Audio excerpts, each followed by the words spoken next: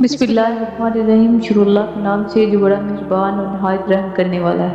السلام علیکم۔ اس ویڈیو میں ہم بیان کرنے جا رہے ہیں عید الفطر کی رات کے فضائل۔ اس ویڈیو کو آخر تک دیکھیں تاکہ مکمل معلومات آپ تک پہنچ سکے۔ تمام دوستوں کی گزارش ہے کہ ایک بار عقیدت احترام سے دوشی پڑھ لیجئے۔ حضور صلی اللہ علیہ وسلم نے فرمایا، جس نے مجھ پر ایک مرتبہ درود بھیجا، اللہ اس پر 10 مرتبہ رحمتیں نازل فرمائے گا اور اللہ تعالیٰ 10 گناہ معاف فرمائے گا اور 10 درجے بلند فرمائے گا۔ اسٹوڈیو اسلام فور کے تمام دوست آپ کو محبت و بڑا اسلام۔ آپ دیکھ رہے ہیں اسٹوڈیو اسلام فور۔ ہم پیش کرتے ہیں آپ کے لیے معلوماتی ویڈیوز۔ تمام دوستوں سے گزارش ہے کہ ہماری ویڈیو کو آخر تک لازمی دیکھیں اور ہمارے چینل کو سبسکرائب کریں تاکہ ہر آنے والی ویڈیو کا نوٹیفیکیشن آپ تک پہنچ۔ چلو بڑھتے ہیں ویڈیو کی طرف، دیکھتے ہیں ہمارے نبی صلی اللہ علیہ وسلم نے عید الفطر کی رات کے کیا کیا فضائل بیان فرمائے ہیں۔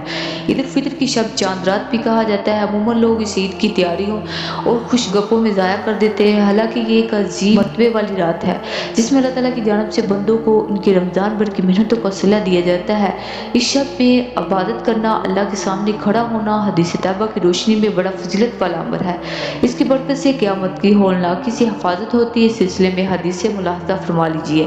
عید الفطر کی رات انعام والی رات ہے۔ رمضان المبارک کے اتمام پر آنے والی شب یعنی عید الفطر کی رات ایک بہت ہی بابرکت اور اہم ترین رات ہے، جسے حدیث میں لیلۃ الجائزہ کہا گیا ہے، یعنی انعام والی، کیونکہ اس شب میں اللہ تعالیٰ کی جانب سے اپنے بندوں کو پورے رمضان کی مشقتوں اور قربانیوں کا بہترین صلہ ملتا ہے۔ اس رات عبادت کرنے والے کا دل قیامت کے دن مردہ نہیں ہوگا۔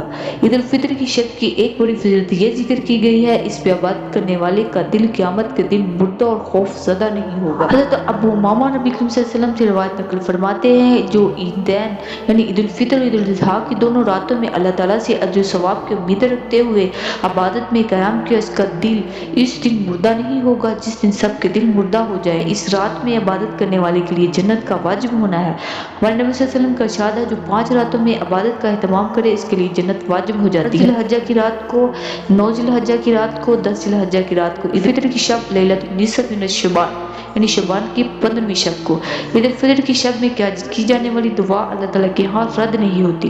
5 راتیں ایسی ہیں جن میں دعا کو رد نہیں کیا جاتا۔ جمعے کی شب، رجب کی پہلی شب، شعبان کی 15ویں شب اور دونوں عیدین یعنی عید الفطر اور عید الاضحیٰ کی رات کو اللہ تعالیٰ دعاؤں کو رد نہیں فرماتے۔ اللہ تعالیٰ اس رات میں ہمیں عمل کرنے کی توفیق عطا فرمائے، عبادت کرنے کی توفیق عطا فرمائے اور اپنے رب سے دعائیں مانگنے کی توفیق عطا فرمائے۔ جزاک اللہ خیر۔